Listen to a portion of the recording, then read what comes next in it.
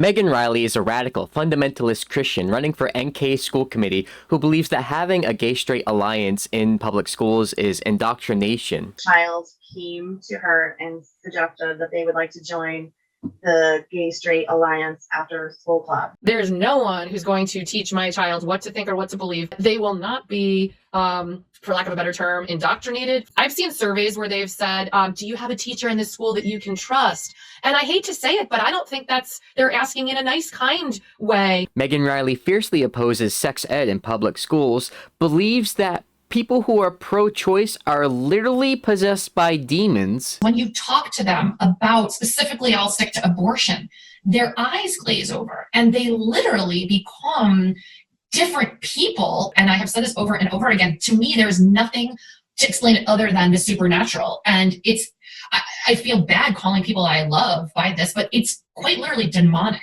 When we allow the Lord to leave our lives, we have this vacuum. And what happens is the demons, the devil immediately fills it. I want to do a show on exorcisms. Oh my gosh. But if you know anything about the Aztecs, you know that they actually sacrificed to their gods, drank their blood and all that stuff, or offer their sacrifice of the children. And that reminds me so much of what's happening now. And who has talked in the past about peeling away kids from public schools into her new Catholic school, which she created because other Catholic schools are too woke. Even Catholic schools in the state are not immune to this alphabet soup of harmful curriculum. So you, along with others, are seeking to start a new Catholic school in the state. Get up and running next fall. And how many North Kingstown students, peers of yours, have made verbal commitments to go there already? Well, I have to laugh because a couple moms approached me yesterday when they heard about it and said, when are you going to be starting an elementary version of it? She has also been an avid book banner, thinks the 2020 election was obviously rigged against Donald Trump. Look at the elections, all of this fraud, and we are showing them videos. They're denying it. There is no other explanation than they are liars, they're thieves, they're cheaters, and it's absolutely demonic. And opposed both masking and vaccinations for children during the COVID pandemic.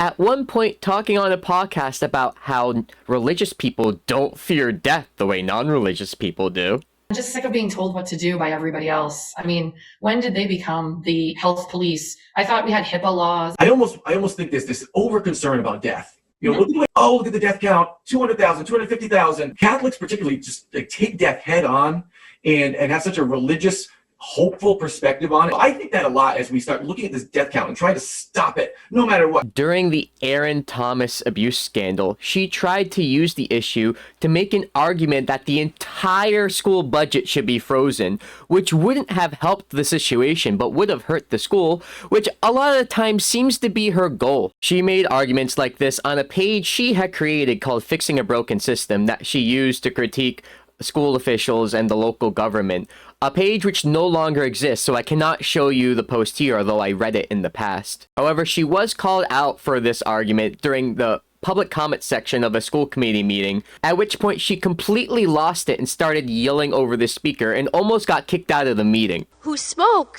at the town council and I believe the school committee meeting about freezing the budget. But okay, I'm sorry, parents did. Hold on. We have one person at the microphone at a time. I mean, hold on. Excuse me. We have First Amendment rights in this country. If someone has a problem with what somebody has to say, excuse me. But it has nothing to do with what this person has a right to speak right now.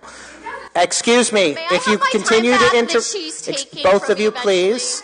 If you continue to interrupt, I will ask you to leave. She's talked openly in the past on podcasts friendly with her views about how she struggles to not feel so superior to other less religious people who don't go to church as often as she does. My dad and I always struggled with our arrogant sides about coming across like we're better than everybody, but that's not it at all. But when I see people in the morning getting up at 5 a.m. on a Sunday to go to yoga class or take their kids to, a sport, but then make an excuse why they can't get to church. Think about what they worship. They worship exercise. They try to find other spiritual ways to, fill that, what they're looking for, that void in their life, and they'll self-admit it, right?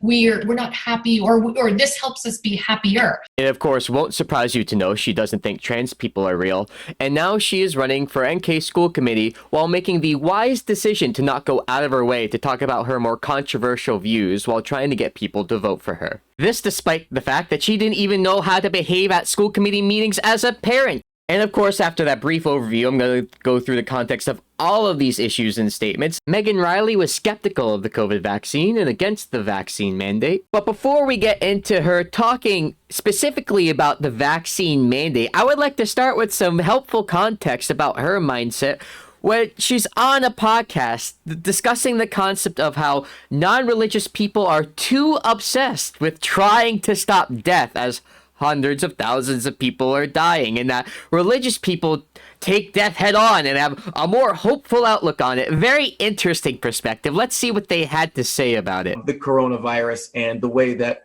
say, like Governor Raimondo and others are handling it. And it's a tough thing to say. I don't even know if I'm going to articulate it well right now, but I almost think there's this over concern about death. Look at the way you're handling it and your perspective on it. The secular movement in this country versus, and it's clashing with people like us, say conservative, Catholic, Republican types. Okay. I didn't want to make this about politics, but like the way you look at death and the way that we are just like, oh, look at the death count, 200,000, 250,000. And it's tough to put those numbers in perspective. I don't even know if people, when they say that a death count, like 50,000, 1 million. I don't know if people have the right perspective on what these numbers even mean.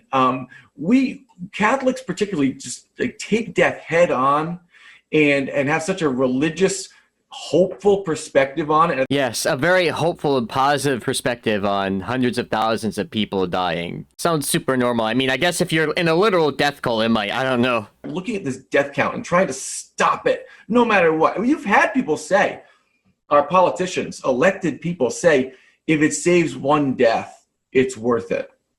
And man, I mean, I don't think there could be, and this is why it's a tough thing to say, because I'm going to sit here and say, not necessarily. And then that's. Well, I wish they would say that when it came to abortion, but that's another whole ball. Well, so for those of you keeping count at home, stopping hundreds of thousands of people from dying from a disease by vaccinating them against it, that would just be buying into George Soros's plan to install microchips in it or whatever dumb version of it she believes in.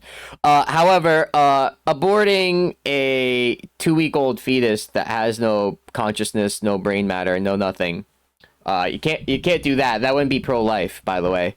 Well, at least I'm glad that we could dispel the delusion that these people are pro-life and that that's where they're coming from. So, of course, she was against the vaccines and against the vaccine mandates. I mean, why would you want to delay people from meeting their maker? Isn't that just a joyful spiritual moment that you would want to happen sooner rather than later as a spiritual person like she? But anyway, she went on other podcasts to talk about this.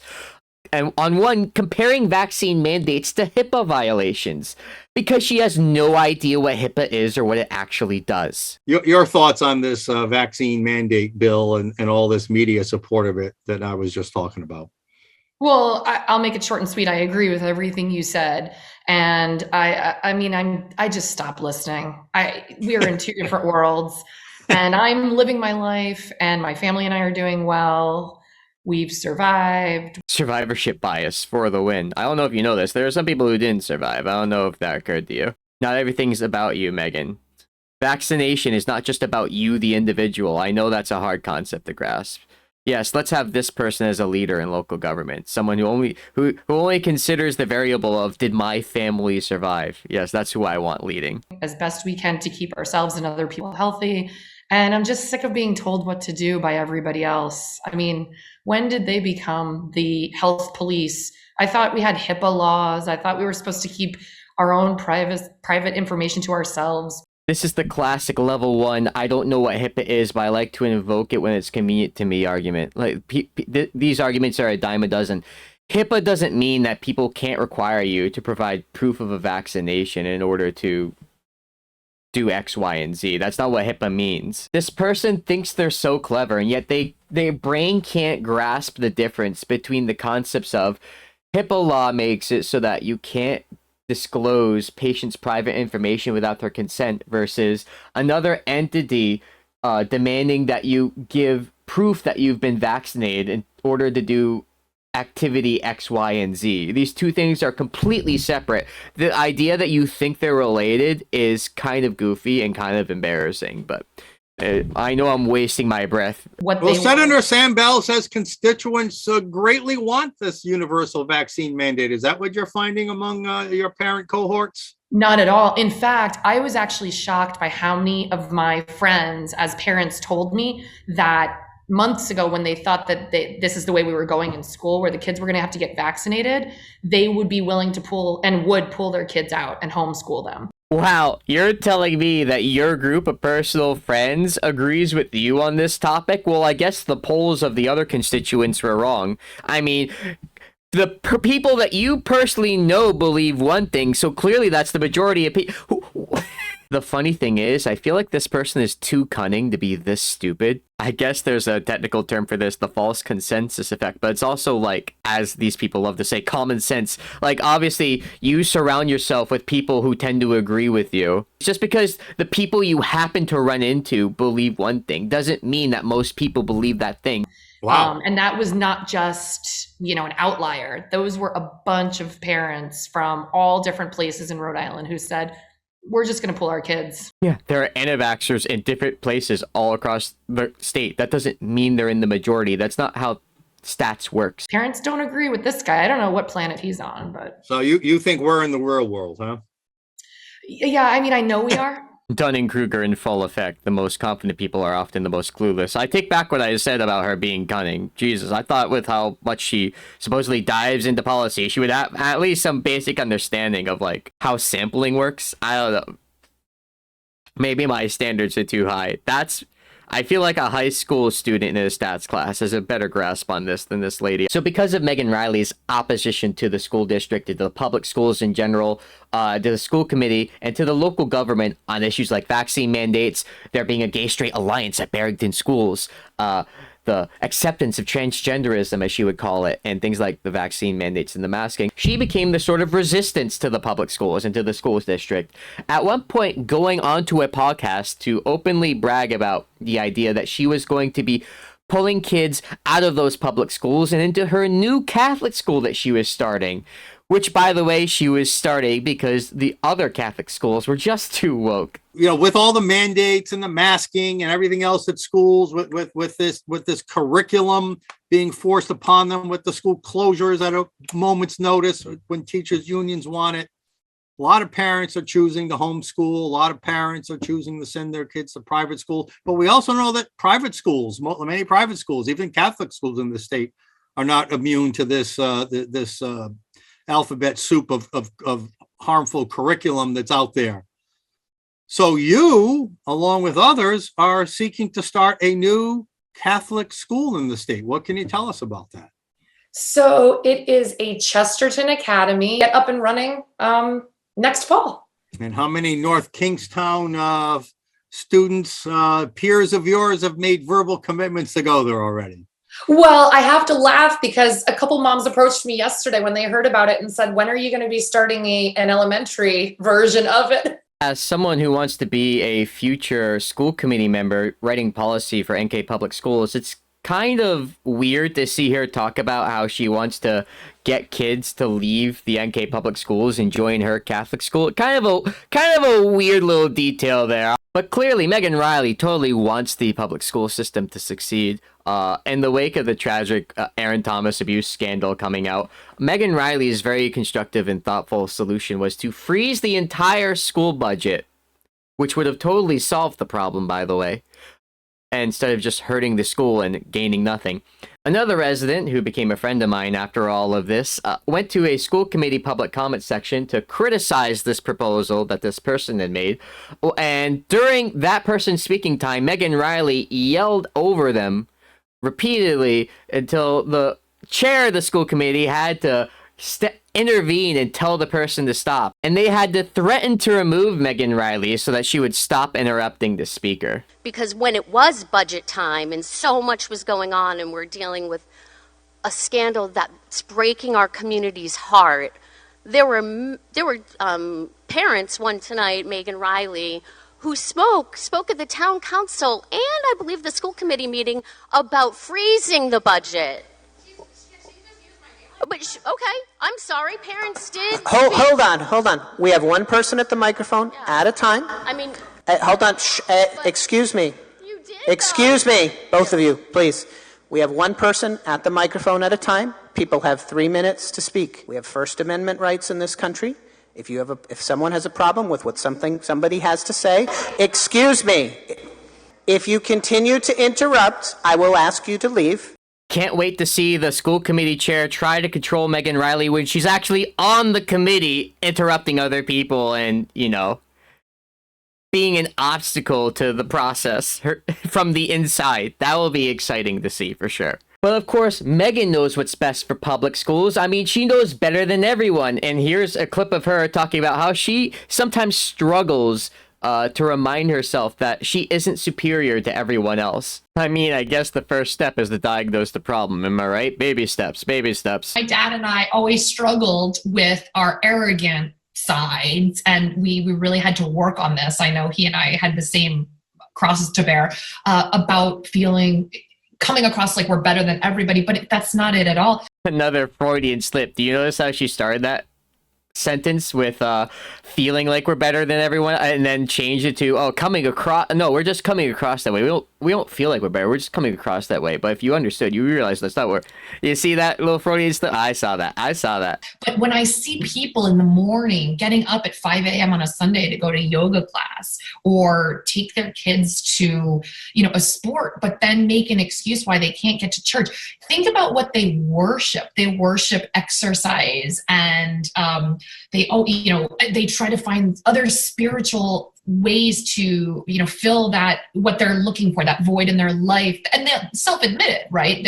We're not happy, or this helps us be happier. You heard it here first, folks. If you're out there having fun doing sports, but you don't go to church, you're unhappy, you have a void in your life, you're just using sports to distract yourself from the fact that you're unhappy, and also you are an inferior being.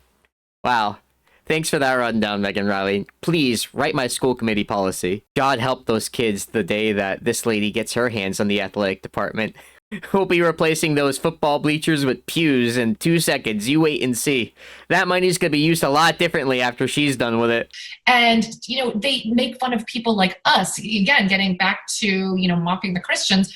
She said, projecting her own moral failings onto other people, approximately 10 seconds after making fun of parents for bringing their kids to Sunday morning soccer practice instead of Sunday morning mass. Boring.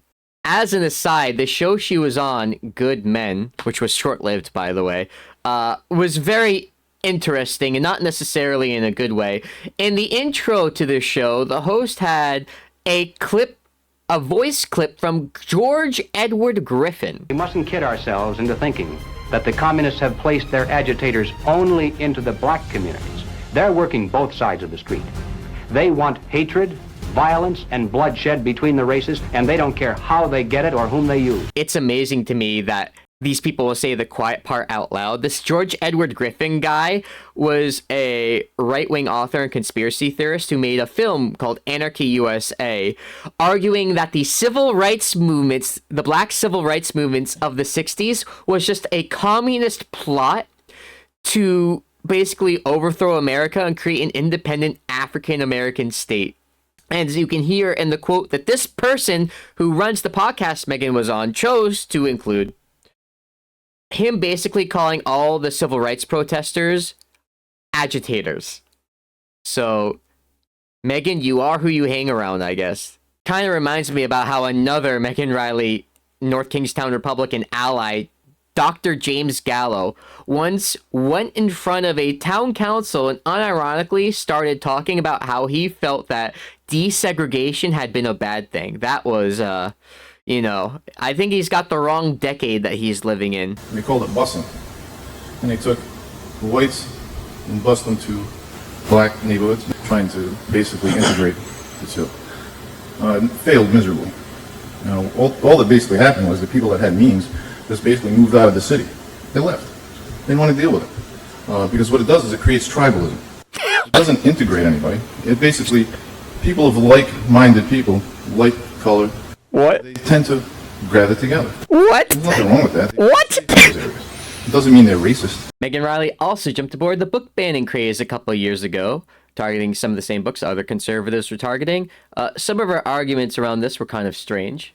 Per the North Kingstown High School Handbook, page 21, students who violate the behavior expectations in our school community will receive consequences for use of discriminatory language, foul or offensive language. And I apologize for the next part to the little kids who are here or listening, but these books in the curriculum are rife with words like retard, douchebag, erection, masturbation, masturbator, goddamn, hell, shit, fuck, asshole, ass, bitch, boner, hard-on, big balls, fag, lesbians, gay, homo, and Jesus Christ. Oh no, not a book where someone takes the Lord's name in vain. First thing is about how are you, as an adult, unable to understand the difference between having a rule against kids using bad language at school versus reading literature that has bad words in it. Like, the fact that I even have to talk about this is blowing my mind.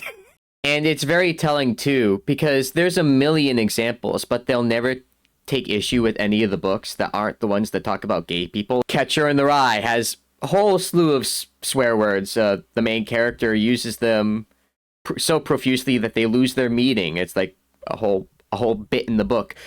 They have Tom Sawyer literally has the N-word in it. They're not bringing that up. Like, all of these things, they're not talking about these. They're talking about the ones that have, like, gay people or, like, trans people. And it's obvious the motivation. They don't actually necessarily care about the bad language. They're trying to make a disingenuous point to get and end a goal that they want to achieve, which is to get any books that might talk about trans people out because they don't think trans people are real. Or that may talk about gay people because, you know, talking about people being gay is grooming and coercing my child to believe something that's not with my values, that kind of bullshit. English classes will literally have units on books like Catcher in the Rye, and that has a lot of adult themes and bad language in it. But you'll never see, well, okay, I won't say never, because there are some especially crazy weirdos out there, like super busybody mom advocates who hate that book too, but, you know, those people are extra layer of crazy. Usually these people only come out when it's, you know, a book that they have a different personal problem with, and they pretend like it's about the language when it's not. And in 2018, the author of this book was accused by 20 mostly Native American women of sexual abuse and harassment, including sexual intimidation, sexual manipulation, and overt sexual coercion. He later apologized for his behavior. I don't even know what book she's talking about, but I can't help but notice she didn't refer to the content at all when talking about how it was inappropriate for the library. Am I to understand that there's no actual qualms about the content in that book? It's just that the author is a bad person. Art and the artist, hello?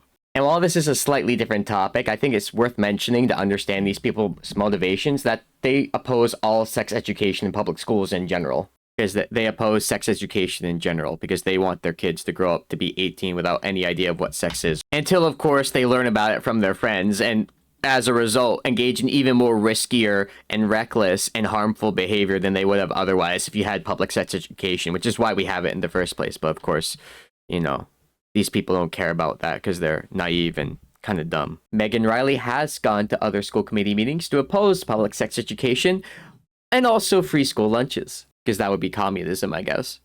Oh wow, the audio wasn't recorded correctly. Classic. Megan Reilly had many allies in these crusades, including the former NK town councilwoman she supported, who got on national TV for spreading the litterbox hoax, Mary Brimer, and also the activist who used to accompany Megan Reilly to the town council meetings, Tiffany McLeod. Tiffany McLeod ran an Instagram account called Friends of NK Schools, where she would harass school committee members and call them groomers and pedophiles for sharing NPR articles about sex education, like this post here.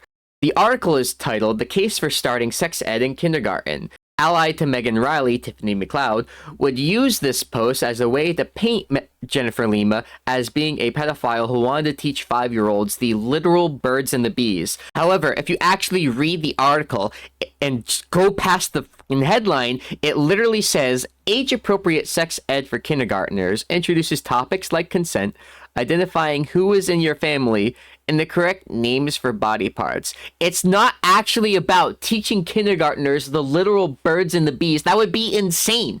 But they have to believe that because they want to call these people groomers, because they're the enemy. People like Megan Reilly and their cohorts see the people currently in the school committee as their enemy, and that's why they want to insert themselves into these local government bodies to undermine them. That is their goal. Because subtlety is not their strong suit, they also targeted school committee member Robert Case for the crime of being gay and comparing himself to RuPaul on Facebook. I don't know how this post was supposed to make Robert Case look bad, but this is truly what they went with. This group of crusaders wrote an article attacking school committee candidate Tom Briotti for the crime of being a criminal defense lawyer who may have at one point in his career defended accused pedophiles, and tried to connect that to the Aaron Thomas scandal. Because he's a criminal defense attorney, he can't be a school committee member. Very tenuous connection at best, and a little bit cynical and opportunistic, if you ask me. Also, taking a random swipe at him for having his pronouns in his bio, because that matters, I guess. Now, Megan Reilly is also staunchly pro-life, which isn't terribly relevant to a school committee position, and isn't very remarkable in and of itself. This person isn't just pro-life, she literally thinks that people who are pro-choice are demons, possessed by demons. They couldn't believe in being pro-choice any other way. Clearly, it's the work of the devil. The only explanation, I know so many friends and neighbors and even family members, and I have noticed when you talk to them about, specifically, I'll stick to abortion, their eyes glaze over. I'm sorry, continue. And they literally become different people, angry, and I swear their consciences are touched. Something is bothering them, and they go on the defensive. And I have said this over and over again. To me, there is nothing to explain it other than the supernatural. And Do you think it might be possible that their eyes are glazing over, not because of the supernatural, but because they would like nothing less than to have to talk about abortion with the super Christian lady? Does this ring any bells? I feel bad calling people I love by this, but it's quite literally demonic. Jeez, Megan, why did people's eyes glaze over when they talk to you about this subject? Yeah, you sound like a real great friend and neighbor. When we allow the Lord to leave our lives, we have this vacuum. And what happens is the demons, the devil immediately fills it. There's just no explanation. You are Catholic. No, and always like, what will my leftist friends? They'll roll their eyes at that when you mention demons. But you know what you just reminded me of is the Planned Parenthood tapes that got exposed several years ago when the guy went undercover. What was his name? Like David. And he said, I was face to face with the president of Planned Parenthood at some convention, and when I was speaking with her, and her eyes looked at me, and those eyes knew who I was. And basically, he was basically trying to say that it wasn't a person looking back at me. There's a demon inside this woman who kills babies for a living. Mm-hmm. Is the defender of 1 million deaths a year. People suffering from schizophrenia is really sad. I mean, for fuck's sake, dude, maybe she recognized that you were a plant and was wary of you. Like, I looked inside, I saw the demon. Like, do we really want these people as the problem solvers in our school? The people who think that every opponent, every conflict they have is about angels and demons? These people who are people with such delusions of grandeur where every fight and conflict in their lives is about angels and demons instead of just conflicts and differences of opinions they have with other people. Literal demonization of the other side. Literal demonization. You need to be demonic to be that involved and delve into that side of things and become active in it. And It's just something to me where a leftist would roll his eyes and be like, demons, angels are demons. And I'm sitting there going, that makes sense to me. Trust me, Because we there know is that a makes sense to God, you.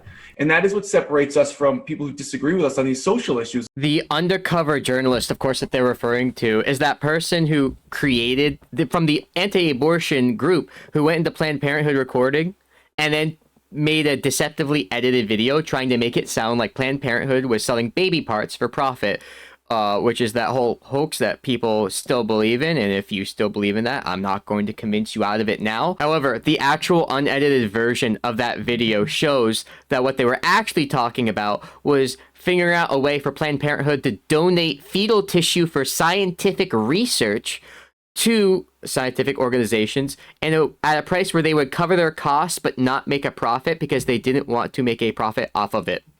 And so they left out critical quotes in the video, such as, affiliates are not looking to make money by doing this. They're looking to serve their patients and just make it not impact their bottom line. These are the things that were cut out of the deceptively edited video while they tried to make it sound like they were selling baby parts by that psychopathic lunatic. These people also oppose stem cell research, so it's not surprising that they would, even for the purpose of donating tissue for scientific research, they'd probably oppose it, but the fact that they had to lie about it shows how malicious they are. Anyway, back to Megan Reilly and this show host talking about how people who disagree with them on social issues are doing so because they don't have God and demons filled the void in their heart or whatever. And that goes for everything that we believe when the other side questions us. I mean, again, not to be too political, but just a quick, little story or little thing. Look at the elections, all of this fraud, and we are showing them videos, and we are, just like David did, showing these videos, and they are denying it. There is no other explanation than they are liars, they're thieves, they're cheaters, and it's absolutely demonic. So there you go. You heard it here first, folks. If you don't believe their lies about the election being stolen, despite all the Supreme Court cases, all of the court cases that Giuliani tried to file about the election being stolen, failing flat on their faces, if you don't believe the election was stolen from Trump, guess what? You're demonic too. You're possessed by demons. It couldn't possibly be that you see that they failed to produce evidence in court that the election was stolen, and that all the videos that they showed of people stuffing the ballot boxes were actually them, not doing that, and that all those videos are demonic. It can't be that. It's that you're possessed by demons, guys. I don't know what to tell you. But anyway, let's get Megan back on topic to her favorite topic, abortion. As a Spanish teacher, I did a lot of research just while I was teaching my classes, my high school classes. It is... Again, you don't want to, the other side doesn't want to think of themselves as demons, and all this supernatural stuff sounds absolutely out there. It sounds like we're conspiracy theorists. Calling the other side possessed by demons doesn't even rise to the level of a conspiracy theory. Although it is very cute that the terms conspiracy theory for these people has gone from something you call something to dismiss it as false to be something you call something to, nudge the person next to you. Well, they call it a conspiracy theory. That's how you know it's true. This is the way. You see how they've twisted the word and inverted its meaning? Very fun. I mentioned too is Father Richard Heilman. He has some wonderful priests exorcists on from time to time. That's another whole story we could talk about later. But I want to do a show on exorcisms. If you, oh my gosh, I'm fascinated by it. First meeting after Megan Reilly gets elected to the school committee. First point of order. Megan Reilly lunges across the table and performs an exorcism on Jennifer Lima to get the commie demons out of her. What are we talking about right now? But they brought Catholicism to the Aztecs, and in fact, we celebrated on the 9th the feast of Saint John Diego, down in Mexico City area at the time. And tomorrow we celebrate the feast of Our Lady of Guadalupe. But if you know anything about the Aztecs, you know that they actually sacrificed to their gods. They sacrificed people, but especially children, young children. And what they would actually do would be literally rip their hearts out and drink their blood and all that stuff, or offer their sacrifice of the children. And that reminds me so much of what's happening now. That reminds her so much of what's happening now. For those of you who are asking themselves, what is she talking about? She's saying that allowing abortions is like the Aztecs ripping out the hearts of live, already born children and drinking their blood and sacrificing them to the gods. You heard it here first, folks. If you're pro-choice, you are pro-Aztec child sacrifice. I guess that makes sense in some twisted, demented person's view of the world. It's kind of sad that she can't deal with the actual substance of the disagreement she has with these people. When does a fetus become a baby? And instead just has to stoop to calling them demons over and over because she's not capable of nuanced thought or argument. And now, of course, we come to Megan Reilly and other podcast participants' discussion of the evil indoctrination tool known as the Barrington High School's Gay Straight Alliance Club. Oh joy. The reason why Megan Reilly was discussing this high school Gay Straight Alliance Club with another activist and the podcast host was because one Barrington High School mother had complained to them about her 17-year-old kid basically defying her wishes and going to the Gay Straight Alliance when she didn't want him to. And she wrote the vice principal, asking the vice principal to basically block her child themselves from going to the club. And the vice principal wrote her back saying that that was basically not their job. In a nicer way, in a more pleasant way than that, saying that they offer the after-school club to everyone and they don't make it their business to like check permission slips. The mom, of course, was very upset with the prospect of her having to deal with her disobedient child herself as the parent and to do her own job. So she complained to these guys sharing the emails, and then these guys all went on a podcast to talk about it. They seemingly intentionally neglect to mention the fact that this is at a high school. They just say Barrington Schools. I think they want to give the impression that the relevant age group is as young as possible so that they can convince you that your children are being indoctrinated or something stupid like that. Megan Reilly lets the other two participants do most of the talking in the beginning, turning this from an issue of one disobedient teen defying their parent, turning that into an issue of the school is coercing the child to defy their parent, not of their own free will, and coercing them to want to be gay and want to be at a gay straight alliance, when clearly, even from their own retelling of the story, the kid just wanted to defy their parent from the beginning of their own volition. And then Megan Reilly comes in towards the end and agrees with everything they said, and then in a really gross, vile, and cynical way tries to compare that to the Aaron Thomas abuse scandal. So let's watch. Her child came to her and suggested that they would like to join the Gay Straight Alliance after school club, and the mother. That says GSA. So it's an after school club, right? It's an after school club Held at the school. held after school. At the school. And- Oh no, the gays are meeting not just after school, but at the school? Thank you for clarifying 3 times what an after-school program is for the people who consume your trans panic, gay panic content who don't have any kids of their own and don't remember what it's like to go to one. The mother suggested to the child that's really not a great fit. But if you'd like to join a club, let's see what other opportunities are available. That's not a great fit for you, kid. What are you, one of those gays? That was exactly what was going through the parents' mind. I'm sorry. Moving on. The vice principal of the school, along with the school psychologist who had the child in the school psychologist, I believe it was the school psychologist's office, called the parents to intervene because the child had said, my mom said I can't join the club.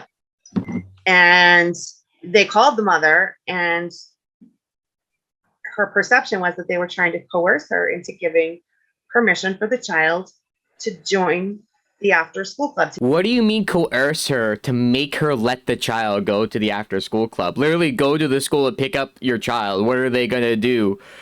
Hold them in the safe house and guard the door? No, you cannot have your child back. She is with the gays now. What are you talking about? I think what happened is the kid complained to the school psychologist about a parent, and if you do that, probably the school psychologist is going to set up a phone call between the child and the parent and talk about it and try to resolve the issue.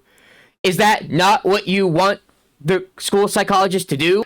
Do you not want to be part of that conversation? I don't understand. As far as the mother's framing of the conversation of it being coercing her to try to make her agree to let the kid go to the club, it's very interesting how they didn't specify what was said that made her feel that way. I would want more information about that. Like, what did the VP and school psychologist say? Oh, you're a bad person if you don't let your kid go to this club. Or, you know what probably actually happened? They probably said, hey, listen, nothing bad happens at this club. Here's all the benefits of, the club. Here's the nice little things that they do. Oh, you're trying to sell me this club? You're trying to sell how this club is a good thing? What, are you coercing me? I guarantee you that's actually how the conversation went, and that the framing of this is disingenuous. And the parent pushed back and said, this is not what I want. I don't give my permission. The next week, the child didn't come home from school on time. They attended the club. And that's what generated the email that you see on the screen. This one is now from the assistant principal back to the mom. The assistant principal is Edward Daft. Right. So, I mean, if basically saying we don't care what you think. That is literally not what the email says. What the email says is we are not going to hire someone to follow your kid around and make sure they don't go to this specific after school club we offer to everyone. We are not going to personally take your kid's hand and walk them to the bus ourselves, because dictating to your kid whether they need to get on the bus or whether they can go to a club is your responsibility as the parent, not ours. That is what the email says. They're not checking at the door of the club. They don't have a list of, oh, did your parents sign your permission slip to come to this club? Oh, is your mommy and daddy okay? They're not doing that because it's not first grade, little bro. It's high school. They're not doing that shit. That is the reason why. There were times where my dad didn't want me to go to an after school program for one reason or another. You know what he did? He told me, don't you go to that school program, get on the bus and come right home. And you know what? I did, because I knew if I openly defied them, there would be consequences and I would regret it. That's your job. It's not he didn't write the principal go, excuse me, Mrs. Vice Principal, could you put a bodyguard at the door of the club to make sure my child doth not enter? That's not their job. It's your job. Be the fucking parent. Can you imagine one of these people who are also like book banners who think that all the books are gross and inappropriate at the schools? If they sent an email to the principal going, you are not to let my child go into that library because she does not have my permission to enter that media center because I believe a lot of the content there is inappropriate. So it is now your job to make sure my kid doesn't go into that library. Can you imagine? Can you imagine being a school official getting one of these emails? The child has no history of ever making any comment about being anything other than quote unquote straight. Bro, that's literally irrelevant. Can you read? The word straight is literally in the club. Gay straight alliance. Also, she says quote unquote straight because she doesn't think being gay or straight is a real thing. There's just real love and fake love in her opinion, I guess. But now is discussing a same-sex relationship and has dyed their hair into the gay pride rainbow color. Up to this point, they didn't talk about being anything other than straight. Well, they probably hadn't thought about it before. You know that thing you go through in high school called puberty? I don't know if you're aware of this. That's probably when they figured it out. But no, clearly the school psychologist turned your kid gay. These people are gross. I hate them. Also, we haven't heard much from Megan Reilly yet, but as you can see her shaking her head on the bottom there, very much disapproving of this kid dyeing their hair the demon rainbow colors and falling into sin with the gays. She's very upset about this. Megan, let me ask you this. I don't know the rules. You're a parent. This is where you can educate all of us. He's a minor, 17 years old. Bro, the kid is 17 and mommy doesn't want him to go to the fucking after school club? God, get a grip. Jesus Christ. Vice Principal, I need other people to do my job and my parenting for me, so please take time out of your day to personally take my 17-year-old kid by the hand and forcibly walk him to the bus stop when he doesn't want to. What are we talking about right now? This is the kind of thing where if your kid is defying you and you really want this done, you do it yourself. At 17 years old, the high school magically coerced your son into being gay. Get a fucking grip, dude. Give it a rest. Oh my Lanta. It's an after-school club. Is that still something? I mean, where is the boundaries here? There is no one who's going to teach my child what to think or what to believe other than me. I will instill the values in my child until they are adults, and then they can go out on their own. but they will not be, for lack of a better term, indoctrinated, forced, coerced, and told to go behind my back. When they're little, when they're younger, we tell them what to eat. To be clear, the school did not tell the child what to think. The child wanted to defy the parents from the very beginning. Remember that this started with the kid going home saying, I want to join this club. The mom saying no. And then the kid going to the school psychologist to complain about the parent to the school psychologist. This is not coming from the school. This is coming from the defiant teen who doesn't want to listen to the parent. It had nothing to do with the school. Once again, 17-year-old, by the way. But something like this, they can keep from the parents. It's ridiculous. It's out of control, and I'm totally against it. And I think a lot of parents are. To be clear, she literally just lied. She said they kept it from the parents. The fucking school psychologist and the vice principal literally called you to go out of their way to talk about it, and you still found a way to complain about that. So clearly transparency is not what you actually want here. You want a fucking babysitter to follow them around, make sure they don't read the wrong book or fucking go to the wrong after school club. You want your own little helicopter there at the school for you. What should the school do if the kid says, I'm going to this class? Does the school have the authority to say, sorry, you can't go in there? I'm just asking. I'm trying to look at all sides of the situation here. Let's Right. just can Let they me literally give you an block the example. kid physically from going into that club meeting? I'm pretty sure the issue is the school allowed to block the kid from going to the club. I think the issue is it's not their job, and they don't want to have the parent rope them into being like literal babysitters for their 17-year-old high school kid. It's like, if you want your kid to be there, pick up your kid yourself. If you have a discipline problem with your kid, figure that out yourself. That's not us. We don't have the resources to hold every single individual kid's hand every time the parent, gets upset with them for going to an after-school club. They didn't want them going to. Like, it's not tenable. It's not a tenable situation for them to get roped into handling. But at least he's kind of sort of asking the right questions here. Let's see how Miss Busybody, very nosy about other people's kids, fields this question. Let's see if she has an insightful answer for us.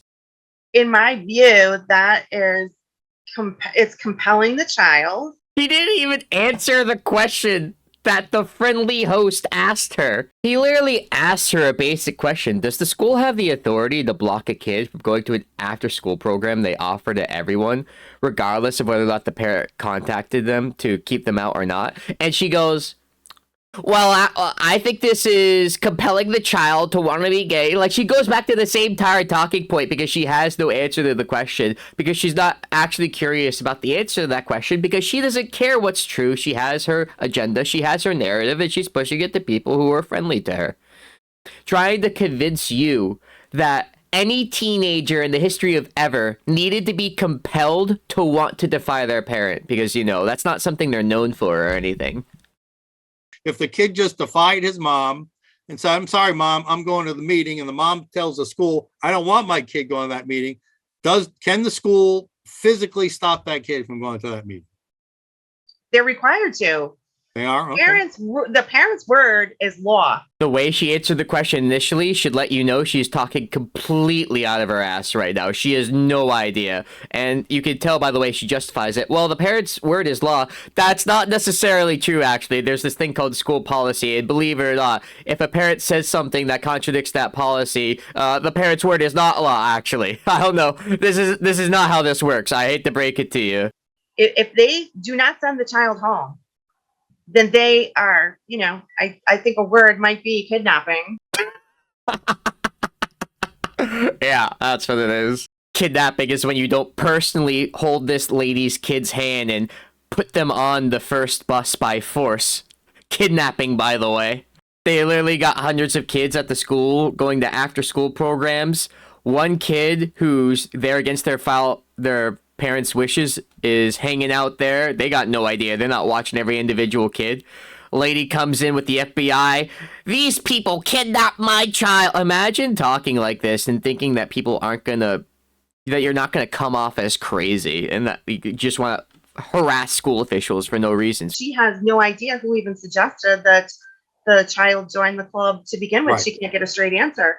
What if it was at an assembly where they talked about all the clubs they have at the school, and it wasn't like an individual person coming up to her? What if it was literally one of their friends? What if she just saw the fucking club in a pamphlet and decided that they wanted to go? Like, they are so desperate for their little narrative that someone groomed my child to want to go to the gay straight alliance. Like, let it go. Get a grip.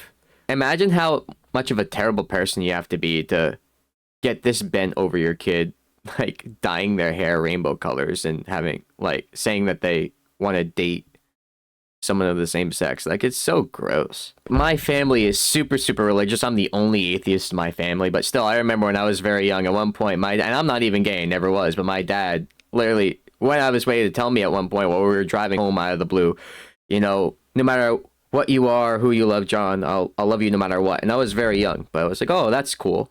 And then I moved on. It's just seeing people who are like this, it's super gross and it's super vile, and I don't like it. It's kind of disgusting in a moral way. It's absolutely 100% unacceptable, and we're not going to tolerate it. We're going to start an investigation. We're going to figure out what is going on at that school. We're going to figure out. Yeah, this was a couple of years ago, by the way, so we're all still waiting with bated breath for the results of your investigation. Good luck with that, little sis. All right. Are we done with this one? This is just yet another assault on parental rights. Now, when it comes to the sexual or gender identity of your kids, schools want to be able to do what they want. They want to become the parent. Your thoughts? Well, that's absolutely right. And if people don't believe it, then they've got their heads in the sand. I've seen surveys where they've said, do you have a teacher in this school that you can trust? And I hate to say it, but I don't think they're asking in a nice, kind way. I think they're asking in a wink, wink, because you can always come to us instead of your parents. And who do you think? Now, I know we'd like to straw man the people we don't like because they're all secretly turning your kids gay, but do you think maybe that the reason for that being there is if a kid's literally being physically abused by their parents? Did you ever stop and consider that possibility for 2 seconds while you were on your epic rant about how the school is corrupting your child? Like, this is obvious stuff. Come on, this is low-hanging fruit at this point. What a crazy lady. that's happening more and more all across the country. And especially now as it comes to gender reassignment surgery and anything to do with transgenderism and sexuality, it's not only, you can come to us, but don't go to your parents. It's insane. And the other thing that I found extremely interesting about this club is that the advisor isn't named. She's only identified by initial. And I think if you went back to that email, you would see that the parent actually questioned who is this advisor, and that question went unanswered. At this point, I wonder why. So Mrs. SB, we're going to find you, and we're going to find out which name is what you're actually talking about. Jesus fucking Christ, that's not like creepy or threatening in any way. And of course they're going to play it off in like 2 seconds, pretend like they don't mean anything bad by that, but whatever. And hopefully it's benign. Hopefully, there should be a place for gay children to bond together and talk about the issues that they have and work to solve them. That's democracy. That's America. From the way they've been talking bullshit that they actually believe that, by the way, this is lip service to make them seem better than they actually are. 100%. Not even a question. I don't believe that no school official should be pushing a child to attend a club meeting that's clearly against the values that the wishes of the parents. So there's Freudian slip there. Acceptance of gays, that's against our value. I mean, the wishes of the parent. Yeah, very cute. You definitely believe that there should ever be a space for gay children to talk about their struggles. You definitely believe that. You're not just saying that so that you don't seem hateful. Right, 100%. Totally believable. Also, once again, stating without evidence that the kid was pushed to do it by the school or by a school official, without the kid already wanting to do it on their own. Again, they have no reason to believe that, but other than that, they want to believe that. But putting aside the anti-gay versus gay acceptance stuff, at the end of the day, the kid not going home on the first bus and defying the parent is a discipline problem for the parent to deal with and not the school's job. This is the parents' problem, not the vice principals, not the potential school committee members, not this podcasters. Other than that, these people unironically went on a podcast to make a federal case about a 17-year-old who went to an after-school club when mommy didn't want him to. Other than the parents and the kids, whose business is this? Megan, do you think we need a parents' bill of rights? Oh, 100%. It's sad that we do, because that should just be common sense and that should already be happening.